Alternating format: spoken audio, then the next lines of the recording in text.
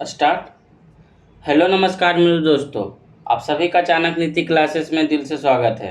तो सबसे पहले आप मुस्कुराइए। सबसे पहले आप सभी चेहरे पे मुस्कान लाइए ताकि आज का दिन बेहतर हो। हमेशा आप मुस्कुराते रहिए, ठीक है। हर रोज़ chapter wise RPF SI class और इसके अलावा जो है यहाँ से क्वेश्चन अदर कम्पिटिटिव एग्जाम में भी आ सकता है, जैसे बिहार एसआई, बिहार पुलिस और बीएसएससी, ठीक है। तो मतलब सभी एग्ज़ाम के लिए उपयोगी है, क्योंकि हर सब्जेक्ट का चैप्टर वाइज होता है, ठीक है।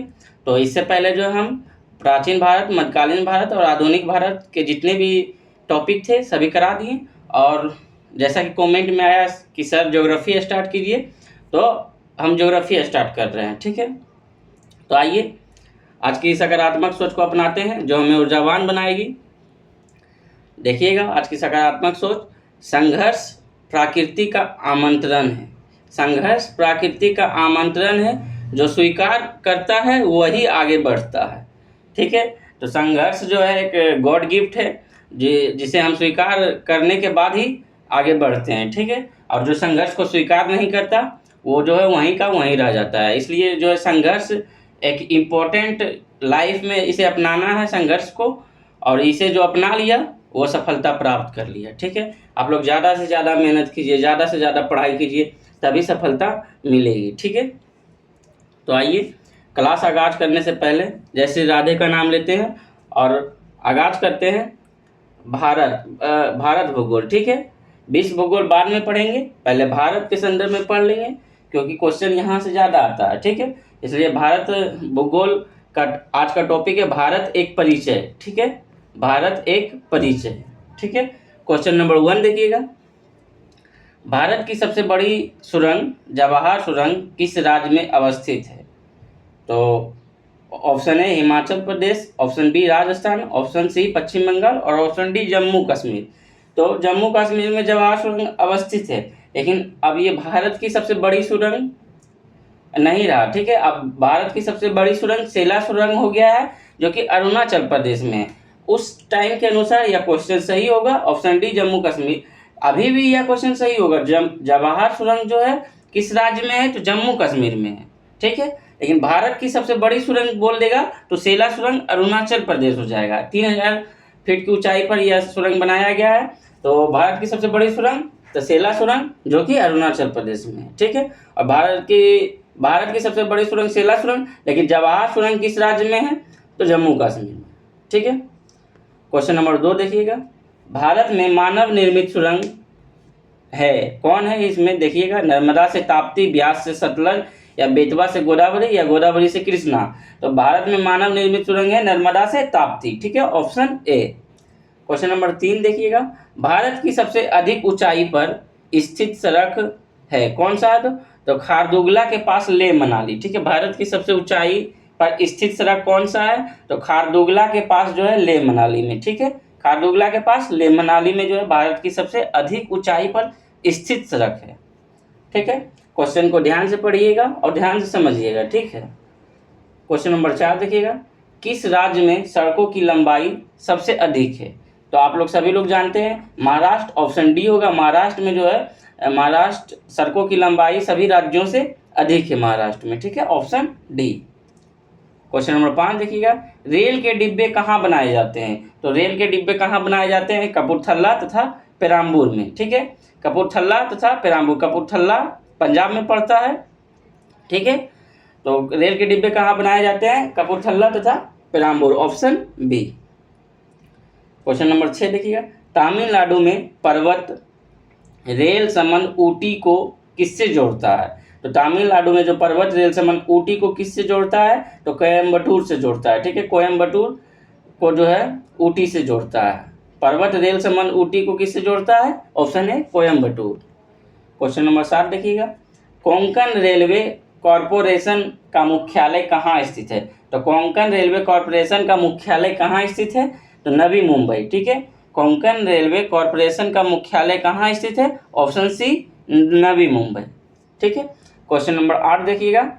भारत का सबसे लंबा रेलवे सेतु कौन सा है? तो भारत का सबसे लंबा रेलवे सेतु कौन सा है? तो डेरी ओसोन, ठीक है, ऑप्शन बी होगा। जो कि सोन नदी पे है, ठीक है। भारत का सबसे लंबा सेतु कौन सा है? तो डेरी ओ सोन, ऑप्शन बी। क्वेश्चन नंबर 9 देखिएगा, 1982 में अंटार्कटिका जाने वाले प्रथम वैज्ञानिक दल का नेतृत्व किसने किया? तो 1982 में अंटार्कटिका जाने वाला प्रथम वैज्ञानिक दल का नेतृत्व किसने किया? Option C, एस.जेड. कासिम, ठीक है। डॉक्टर एस.जेड. कासिम जो है 1982 में अंटार्कटिका जाने वाले प्रथम वैज्ञानिक दल का नेतृत्व किए थे, ठीक है। क्वेश्चन नंबर 10 देखिएगा, कोंकण रेलवे किस पर्वत श्रेणी से होकर गुजरती है? तो कोंकण रेलवे किस पर्वत श्रेणी से होकर गुजरती है? तो ऑप्शन है वेस्टर्न घाट, ठीक है। वेस्टर्न घाट से कोंकण रेलवे जो है होकर गुजरती है। तो कोंकण रेलवे किस पर्वत श्रेणी से होकर गुजरती है? ऑप्शन है वेस्टर्न घाट। क्वेश्चन नंबर 11 देखिएगा, पाक स्ट्रेट, जिसे पाक जलडमरू मध्य कहते हैं, ठीक है, कहाँ से सबसे नज़दीक है? तो तमिलनाडु से, ठीक है। भारत तथा श्रीलंका को अलग करने वाली पाक जलडमरू मध्य, ठीक है। भारत तथा श्रीलंका को अलग करने वाली पाक जलडमरू मध्य, ठीक है। पाक स्ट्रेट कहाँ से सबसे नज़दीक है? तो तमिलनाडु, ठीक है। तमिलनाडु के जस्ट नीचे देखिएगा, वहीं जो है पाक स्ट्रेट है, ठीक है। क्वेश्चन नंबर 11 देखिएगा, डंकन पास किसके मध्य स्थित है?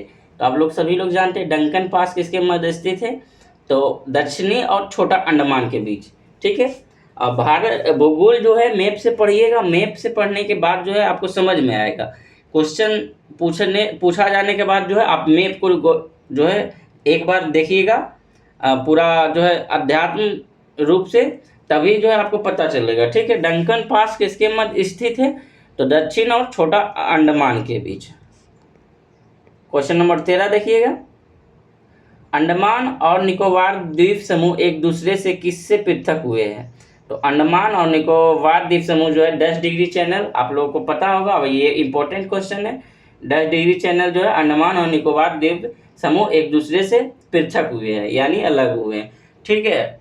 और इसी तरह ऐसा नहीं है कि सिर्फ हिस्ट्री, ज्योग्राफी, पॉलिटी ही कराएंगे, बायोलॉजी, फिजिक्स, केमिस्ट्री सभी विषयों का जो है टॉपिक, जितना भी टॉपिक इंपॉर्टेंट टॉपिक है सभी का कराया जाएगा, ठीक है। उसके बाद देखिएगा, हिमालय के सर्वोच्च शिखर माउंट एवरेस्ट की ऊंचाई कितनी है? तो अभी 8848 मीटर है, लेकिन कुछ कहीं 49 कहीं 50 है, लेकिन 48.8, ठीक है। 8848 मीटर मानिएगा, ठीक है। ऑप्शन में अगर ये आया तो ऑप्शन यही लगाया जाएगा, ऐसा नहीं 50, लेकिन कहीं कहीं 50 दिया जाता है, कहीं कहीं 49, ऐसा कुछ नहीं, 48.8 है उसका, ठीक है, ऊंचाई। 15 नंबर क्वेश्चन देखिएगा, कौन सी अक्षांश रेखा भारत के मध्य से होकर गुजरती है? तो कौन सी अक्षांश रेखा भारत के मध्य से होकर गुजरती है? तो उत्तरी अक्षांश रेखा, ठीक है। ऑप्शन सी, उत्तरी अक्षांश रेखा जो है भारत के मध्य होकर गुजरती है। क्वेश्चन नंबर 16 देखिएगा, कर्क रेखा निम्न में से किस राज्य से होकर गुजरती है? तो आप लोगों को सभी को पता है कि कर्क रेखा के निम्न में से किस राज्य से होकर गुजरती है? तो झारखंड। इसमें ऑप्शन के अनुसार झारखंड, बिहार से नहीं गुजरती है, हिमाचल प्रदेश से नहीं गुजरती है, जम्मू कश्मीर से नहीं। 8 राज्यों से कर्क रेखा गुजरती है। कौन कौन? गुजरात, राजस्थान, ठीक है, गुजरात, राजस्थान, मध्य प्रदेश, छत्तीसगढ़, छत्तीसगढ़ के बाद झारखंड, उसके बाद पश्चिम बंगाल, उसके बाद मिजोरम, उसके बाद त्रिपुरा, ठीक है। 8 राज्यों से गुजरती है। ऐसे एक ट्रिक है, आप लोग हम मैप से याद कीजिएगा तो इम्पोर्टेंट रहेगा, कि उल्टा भी पूछेगा या ऐसे पूछेगा तो आप लोग कर दीजिएगा। जैसे बोल देगा पूरब से पश्चिम की ओर कर्क रेखा का राज्य सजा है, तो आप लोग सजा नहीं पाइएगा। इसलिए जो है ट्रिक से बेहतर है कि मैप से याद कीजिए। और ट्रिक से याद करना चाहते थे मित्र पर गमछा झाड़, इसका ट्रिक है, ठीक है। तो आप लोग जो है मैप से याद कीजिए, अच्छा रहेगा। क्वेश्चन नंबर 17 देखिए, कर्क रेखा भारत के मध्य भाग से होकर गुजरती है, जिसके फलस्वरूप तो देश के दक्षिणी आधे भाग में उष्ण कटिबंधीय जलवायु पाई जाती है, देश के उत्तरी आधे भाग में समशीतोष्ण, उत्तरी भाग में समशीतोष्ण नहीं पाई जाती है। देश के दक्षिणी आधे भाग में समशीतोष्ण जलवायु पाई जाती है, या देश के उत्तरी भाग में उष्ण कटिबंधीय। तो ऑप्शन ए इसका होगा, देश के दक्षिणी आधे भाग में उष्णकटिबंधीय जलवायु पाई जाती है। ठीक है, क्वेश्चन नंबर 18 देखिएगा, कर्क रेखा जिसे ट्रॉपिक ऑफ कैंसर किस शहर के पास से होकर गुजरती है? तो आप लोग को पता है कि मध्य प्रदेश के भोपाल से जो है कर्क रेखा जो है किस शहर के पास से होकर गुजरती है? तो मध्य प्रदेश के भोपाल से। चेन्नई तो होगा नहीं, कोलकाता तो होगा नहीं, श्रीनगर, मध्य प्रदेश आता है तो मध्य प्रदेश के भोपाल से। ठीक है, मध्य प्रदेश से गुजरती है, उसका एक शहर है भोपाल। निम्नलिखित में कौन सा शहर भूमध्य रेखा के निकट है? तो भूमध्य रेखा का निकट कौन सा शहर है? तो आप लोग को पता होगा भूमध्य रेखा से निकट, तो ऑप्शन बी विशाखापट्टनम। विशाखापट्टनम जो है भूमध्य रेखा से निकट है। ठीक है, क्वेश्चन नंबर 20 देखिएगा, मन्नार की खाड़ी कहाँ स्थित है? तो मन्नार की खाड़ी आप लोग जानते हैं कि कहाँ से, तमिलनाडु के पूर्व में। ठीक है, पाक जलसंधि जो हिंद महासागर को मन्नार की खाड़ी से जोड़ता है। ठीक है, मन्नार की खाड़ी कहाँ स्थित है? ऑप्शन बी तमिलनाडु के पूर्व में। क्वेश्चन नंबर 21 देखिएगा, खंबात की खाड़ी किसके बीच स्थित है?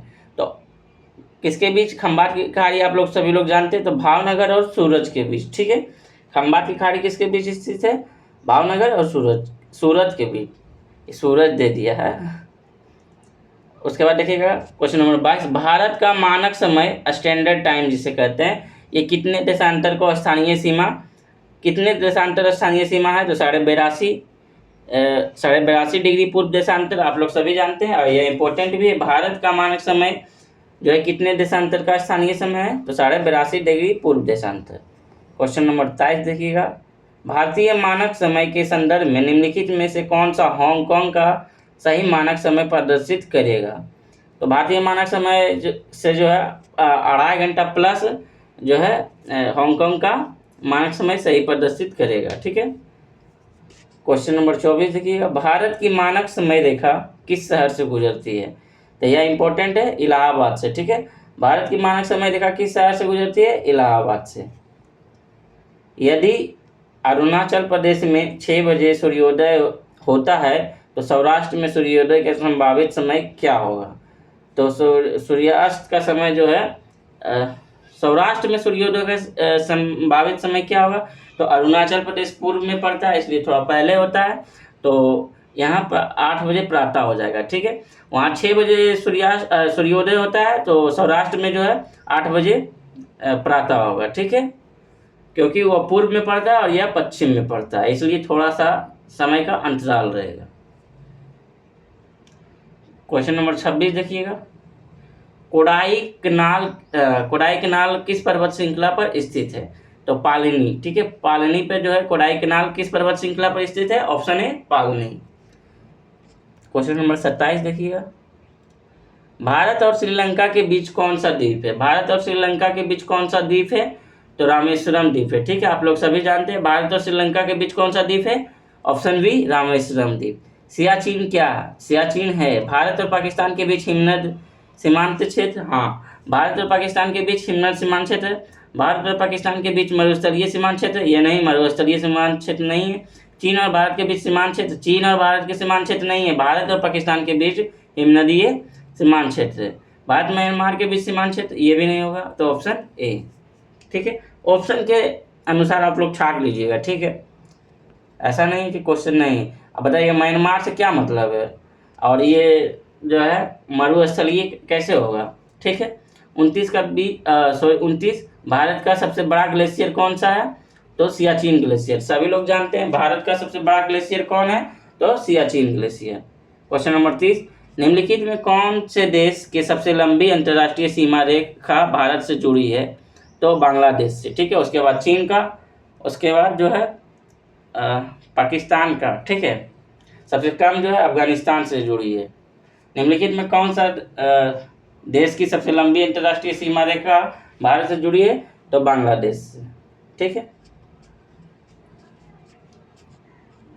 किस राज्य की सीमा पाकिस्तान के साथ सर्वाधिक लंबी है? तो आप लोग सभी जानते हैं राजस्थान की सीमा रेखा जो है पाकिस्तान के साथ सर्वाधिक लगती है। ठीक है, ऑप्शन है। पाकिस्तान से लगी सीमाओं वाले भारतीय राज्य कौन कौन से हैं?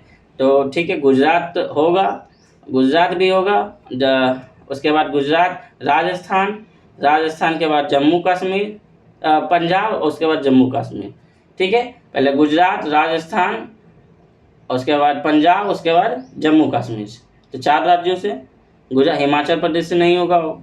गुजरात, जम्मू कश्मीर, पंजाब, राजस्थान। ठीक है, ऑप्शन बी होगा इसका आंसर। डुरंड लाइन किन 2 देशों के बीच है? तो आप लोग सभी जानते हैं भारत और पाकिस्तान के बीच डुरंड लाइन है, जिसकी सीमा भारत और पाकिस्तान के बीच पाकिस्तान और अफगानिस्तान के बीच है डुरंड लाइन। ठीक है, पाकिस्तान और अफगानिस्तान के बीच डुरंड लाइन है, ऑप्शन बी। भारत के विभाजन के समय जो सीमा रेखा खींची गई वह क्या कहलाती थी? भारत के विभाजन के समय जो सीमा रेखा खींची गई वह क्या कहलाती है? तो रेड क्लिफ रेखा और चीन के साथ मैकमोहन रेखा। ठीक है, भारत और पाकिस्तान के बीच की सीमा का निर्धारण किसने किया था? तो आप लोग सभी लोग जानते हैं कि किसने किया था। तो रेड क्लिफ, इसी के नाम पे जो है रेड क्लिफ रेखा रखा गया, sir Cyril red Cliff. Bharat और चीन के बीच सीमा रेखा क्या कहलाती है? तो मैकमोहन रेखा, आप लोग सभी जानते हैं। उसके बाद 37 देखिएगा, अरब सागर में स्थित भारतीय द्वीपों की सर्वाधिक महत्वपूर्ण विशिष्टता क्या है? वे आकार में काफ़ी छोटे हैं, वह सभी परवाल उद्गम है। ठीक है, वह सभी परवाल भित्ति से उद्गम है। ठीक है, ऑप्शन बी होगा, वह सभी परवाल भित्ति से उद्गम है। जैसे लक्षद्वीप हो गया। 38 का देखिएगा, निम्नलिखित में किस राज्य का समुद्र तट दक्षिण अमेरिका के ज्वाइंट ओलिव रिडले टर्टल कछुओं का विश्राम स्थल के रूप में प्रसिद्ध है? तो सभी लोग जानते हैं उड़ीसा। उड़ीसा जो है समुद्र तट दक्षिण अमेरिका के जॉइंट ऑलिव रिडले टर्टल कुछ कछुए की विश्राम स्थल के रूप में प्रसिद्ध हो गया है। भारतीय समुद्र तट की लंबाई लगभग कितनी है? तो 7500 किलोमीटर। सभी लोग जानते हैं भारतीय समुद्र तट की लंबाई लगभग कितनी है? तो 7500 किलोमीटर। ठीक है, क्वेश्चन नंबर 40 देखिए,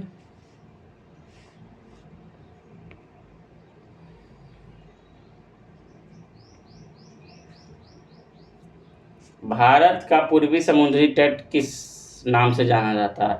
तो भारत का पूर्वी समुद्री तट किस नाम से जाना जाता है? तो कोरोमंडल तट। ठीक है, कोरोमंडल तट जो है पूर्वी समुद्री तट के नाम से जाना जाता है, ऑप्शन डी। भारतवर्ष की जल क्षेत्र सीमा कहाँ तक फैली है? तो भारत वर्ष की जल क्षेत्र सीमा कहाँ तक फैली है? 12 नॉटिकल मील। ठीक है, 12 नॉटिकल मील तक फैली है, ऑप्शन ए। कच्छ का भूदृश्य है?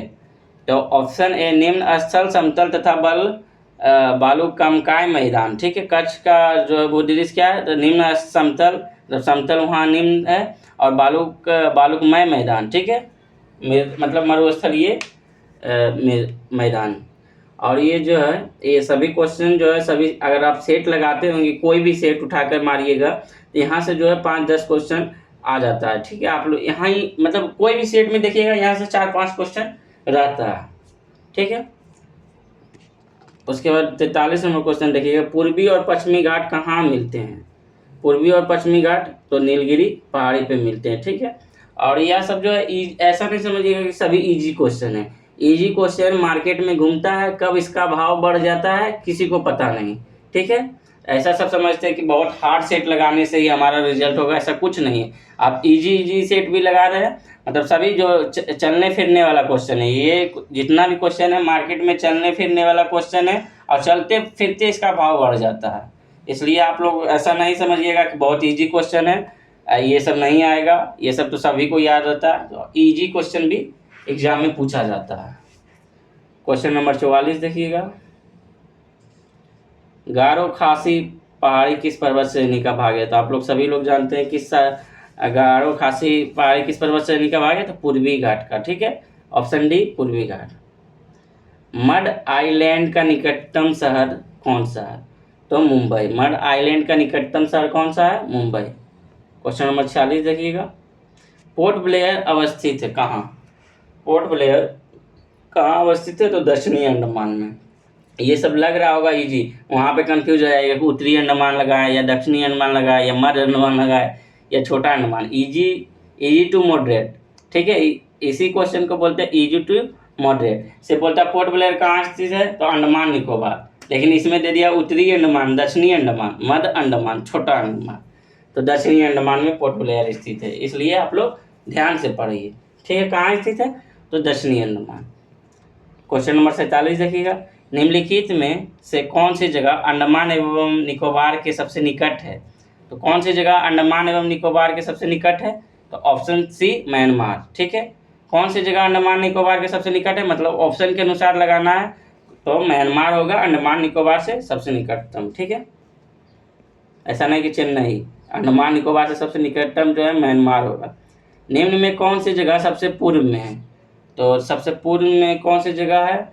तो ऑप्शन के अनुसार देखिएगा, जोराहाट है, ईटानगर, डिब्रूगढ़, दीमपुर, तो ऑप्शन बी तिनसुकिया। ठीक है, यह ऑप्शन के अनुसार जाएगा। कोंकण तट किसके बीच फैला है? तो सभी लोग जानते हैं कोंकण तट गोवा और दमन के बीच फैला है। ठीक है, कोंकण तट गोवा और दमन के बीच। क्वेश्चन नंबर 50 देखिएगा, भारतीय क्षेत्र का सर्वोच्च पर्वत शिखर कौन सा है? तो कंचनजंगा। ठीक है, भारतीय क्षेत्र का सर्वोच्च पर्वत शिखर कौन सा है? तो Kanchenjunga, option B. Question number देखिएगा 51। ठीक है, क्वेश्चन नंबर 51 में आप लोग देखिएगा,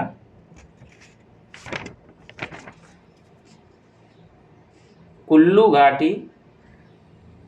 घाटी जिन पर्वत श्रेणी के बीच अवस्थित है वह है, तो किनके बीच कुल्लू घाटी किन पर्वत श्रेणियों के बीच स्थित है? तो धौलाधार तथा पीर पंजाल। कुल्लू घाटी जो है धौलाधार तथा पीर पंजाल के बीच स्थित है, ऑप्शन सी। उसके बाद क्वेश्चन नंबर 52 देखिएगा, कौन सी पर्वत श्रेणी हमारी उत्तरी सीमाओं की प्राकृतिक दीवार की काम करती है? तो हिमालय जो है पर्वत श्रेणी हमारी उत्तरी सीमाओं का प्राकृतिक दीवार की काम करती है, ऑप्शन बी। पर्वत केटू के नाम से भी जानते हैं किसे? तो आप लोग सभी जानते हैं गॉडविन ऑस्टिन को केटू के नाम से भी जानते हैं। सतपुरा पर्वत श्रृंखला कहाँ है? तो आप लोग सभी जानते हैं कहाँ है, मध्य प्रदेश में। ठीक, सतपुरा पर्वत श्रृंखला कहाँ है? Option B Madhya Pradesh. सह्याद्री पर्वत स्थित है, तो सह्याद्री पर्वत कहाँ स्थित है? तो महाराष्ट्र में। ठीक है, सह्याद्री पर्वत कहाँ स्थित है? तो महाराष्ट्र में, ऑप्शन डी। नंदी हिल्स किस शहर के पास बसा है? तो बेंगलोर के पास। नंदी हिल्स किस शहर के पास बसा है? ऑप्शन है बेंगलोर। शिवालिक के बीच फैली हुई है कौन कौन? तो शिवालिक के बीच कौन कौन फैली है? तो पोतावर बेसिन और तीस्ता। शिवालिक के बीच कौन कौन फैली है? ऑप्शन बी पोतावर और तीस्ता। उत्तर पश्चिम का पर्वत है, उत्तर पश्चिम। ठीक है, उत्तर पश्चिम मैप में पहले सोचिए कि उत्तर पश्चिम किधर होगा। ठीक है, तो उत्तर पश्चिम का पर्वत कौन सा होगा? तो हिंदकुश पर्वत। ठीक है, ऑप्शन के अनुसार। ऐसा नहीं कि अरावली, उससे भी जो है आगे उत्तर पश्चिम बोल रहा है, तो हिंदकुश होगा, ऑप्शन सी। निम्नलिखित में कौन सबसे प्राचीन पर्वत है? तो आप लोग सभी जानते हैं अरावली जो है सबसे प्राचीन पर्वत है, तो कौन प्राचीन पर्वत है? तो अरावली। क्वेश्चन नंबर 60 देखिएगा, निम्नलिखित में किस पर्वत श्रेणी का विस्तार केवल एक राज्य तक सीमित है? तो किस पर्वत श्रेणी का विस्तार जो है केवल एक राज्य तक सीमित है? तो ऑप्शन जो है वी अजंता, या सिर्फ एक राज्य तक ही सीमित है। ठीक है, उसके बाद देखिएगा, महेंद्रगिरी चोटी स्थित है। महेंद्रगिरी चोटी स्थित कहाँ है? तो पूर्वी घाट पे। ठीक है, महेंद्रगिरी चोटी स्थित है, ऑप्शन है पूर्वी घाट। क्वेश्चन नंबर 62 देखिएगा, थोड़ा वीडियो लंबा जाएगा तो सारा क्वेश्चन एडजस्ट करना पड़ता है, इसलिए जो है जैसे भारत या टॉपिक है इम्पोर्टेंट, भारत एक परिचय, जितने भी भारत के बारे में अध्ययन है, मतलब यहाँ से जो है इम्पोर्टेंट क्वेश्चन बनता है, इसलिए थोड़ा वीडियो लॉन्ग हो सकता है। ठीक है, और ये बहुत कम समय में करा रहे हैं, ऐसा नहीं कि हम भी टाइम बचा के चलते हैं। ठीक है, तो देखिएगा क्वेश्चन नंबर 62 में, निम्नलिखित में से कोडाई कनाल किस पर्वत श्रेणी में स्थित है? तो ऑप्शन डी पालिनी पर्वत में। ठीक है, कोडाई कनाल किस पर्वत श्रेणी में स्थित है? ऑप्शन डी पालिनी पर्वत। ठीक है, दक्षिण भारत की सबसे ऊंची चोटी आप लोग सभी जानते हैं और यह सही होना चाहिए। दक्षिण भारत की ऊंची चोटी अनाई मुडी। ठीक है, दक्षिण भारत की सबसे ऊंची चोटी अनाई मुडी। ठीक है, और नीलगिरी की सबसे ऊंची चोटी तो माउंट डोटाबेटा। ठीक है, निम्नलिखित में कौन मेघालय में स्थित है? निम्नलिखित में कौन मेघालय में स्थित है? तो आप लोग सभी जानते हैं गारो खासी जयंतिया, तो जयंतिया हिल्स और गारो, बी एंड सी। अंडमान और निकोबार द्वीप समूह की उच्चतम चोटी कौन सी है? तो सब जानते हैं सैंडल चोटी, जो अंडमान निकोबार द्वीप समूह की सबसे उच्चतम चोटी है। कौन सा पठार अरावली तथा विंध्य पर्वत श्रेणी के बीच पड़ता है? कौन सा पठार अरावली तथा विंध्य पर्वत श्रेणी के बीच पड़ता है? तो ऑप्शन डी मालवा का पठार। ठीक है। उत्तर पूर्वी राज्यों के दक्षिण सिरे में अंतिम स्थान पर स्थित ब्लू माउंटेन का क्षेत्र है कौन? तो मिजोरम। ठीक है। उत्तर पूर्वी राज्यों, आप समझ रहे हो, उत्तर पूर्वी राज्यों के दक्षिण सिरे में अंतिम स्थान स्थित ब्लू माउंटेन का क्षेत्र है तो मिजोरम, ऑप्शन बी। हिमालय पर्वत श्रेणी की सर्वाधिक ऊंचाई पर स्थित दर्रा कौन सा है? तो रोहतांग दर्रा। हिमालय पर्वत श्रेणी की सर्वाधिक ऊंचाई पर स्थित दर्रा कौन सा है? ऑप्शन ए रोहतांग दर्रा। निम्नलिखित में किसके संदर्भ में एलिफेंटा दर्रा बार बार खबर में आता है? तो ऑप्शन सी, श्रीलंका। जो एलिफेंटा दर्रा कहाँ? श्रीलंका में है और ये बार बार खबर में आते रहता है। ठीक है। नाथुला दर्रा किस राज्य में है? तो आप लोग सभी लोग जानते हैं नाथुला दर्रा सिक्किम में है। ठीक है। नाथुला दर्रा किस राज्य में है? सिक्किम में। भारत का देशांतरीय विस्तार क्या है? तो आप लोग सभी जानते हैं कि भारत का देशांतरीय विस्तार क्या है। कंफ्यूज मत होइएगा यार, इसमें बहुत कंफ्यूज होता है। तो ठीक है, 67 डिग्री 7 ईस्ट से 97 डिग्री 25 ईस्ट तक। ठीक है। 72 नंबर क्वेश्चन देखिए, निम्नलिखित में से भारत का अक्षांशीय विस्तार। तो 8 डिग्री जो है 6 डिग्री 4 से उत्तरी अक्षांश से लेकर 37 डिग्री 6 उत्तरी अक्षांश तक। ठीक है, कंफ्यूज नहीं होना है। क्वेश्चन नंबर देखिएगा यहाँ, क्षेत्रफल के अनुसार विश्व में भारत का स्थान कौन सा है? तो विश्व में भारत का स्थान क्षेत्रफल के अनुसार 7वां है और जनसंख्या में जो है लेटेस्ट अभी नहीं 2011 के अनुसार दूसरा है। ठीक है। विश्व में कुल भूभागीय क्षेत्रफल में भारत की भागीदारी कितना % है? तो सभी लोग जानते हैं 2.4%। ठीक है। भारत की भूभागीय क्षेत्रफल में भारत की भागीदारी 2.4%। भारत के उत्तरी छोर और दक्षिणी छोर के बीच की दूरी की अनुमानित क्या है? तो भारत के उत्तरी छोर और दक्षिणी छोर तो 3200 किलोमीटर। ठीक है। 3200 किलोमीटर जो है उत्तरी छोर और दक्षिणी छोर के बीच की दूरी है। भारत का दक्षिणतम बिंदु क्या है? तो आप लोग सभी जानते हैं इंदिरा पॉइंट भारत की दक्षिणतम बिंदु, और इंदिरा कोर उत्तर में सबसे बिंदु है। ठीक है। दक्षिणतम हो गया इंदिरा पॉइंट और उत्तर की सबसे अंतिम बिंदु तो इंदिरा कोर। भारतीय संघ का सुदूर दक्षिणी छोर है, तो सुदूर दक्षिणी छोर पूछ रहा है तो अंडमान निकोबार द्वीप समूह। ठीक है। ये सिर्फ सुदूर दक्षिणी छोर पूछ रहा है, मुख्य सिर्फ पूछता तो तमिलनाडु होता, कन्याकुमारी, लेकिन सुदूर दक्षिणी छोर पूछ रहा है तो अंडमान निकोबार द्वीप समूह। निम्नलिखित में से भारत का सुदूर दक्षिण भौगोलिक इकाई कौन सी है? तो ऑप्शन डी निकोबार द्वीप समूह। ठीक है। सुदूर दक्षिण भौगोलिक इकाई कौन सी है? तो निकोबार द्वीप समूह। भारत का मुख्य भूमि का दक्षिणी नोक क्या है? तो केप केमोरिन। ठीक है। भारत का मुख्य दक्षिणी नोक क्या है? Option A Cape Comorin. Question number 80 देखिए, कौन सा देश पाक जल डमरू मध्य से जुड़े हुए? तो भारत और श्रीलंका। ठीक है। इसका ये पहले भी चर्चा की है। उसके बाद देखिए, निम्नलिखित में कौन सी रेलगाड़ी देश की सबसे लंबे रेल मार्ग पर चलती है? निम्नलिखित में कौन सी रेलगाड़ी देश के सबसे लंबे रेल मार्ग पर चलती है? तो जम्मू कश्मीर से कन्याकुमारी। ठीक है, ऑप्शन बी। तो 81 क्वेश्चन इसमें था इंपॉर्टेंट, सभी बता दिए। तो और करेंट अफेयर्स जैसा डेली आता है 2 बजे, 2 बजे नहीं, टाइम 3 बजे मान लीजिए डेली अपलोड किया जाता है। और शाम को ग्रुप डिस्कशन, कल शाम को ग्रुप डिस्कशन नहीं किया गया था, सेट लगाया गया था, 5 सेट लगाया गया था। ठीक है। तो आप लोग सेट भी लगाइए। तो आज के लिए इतना ही। Thank you. जय हिंद।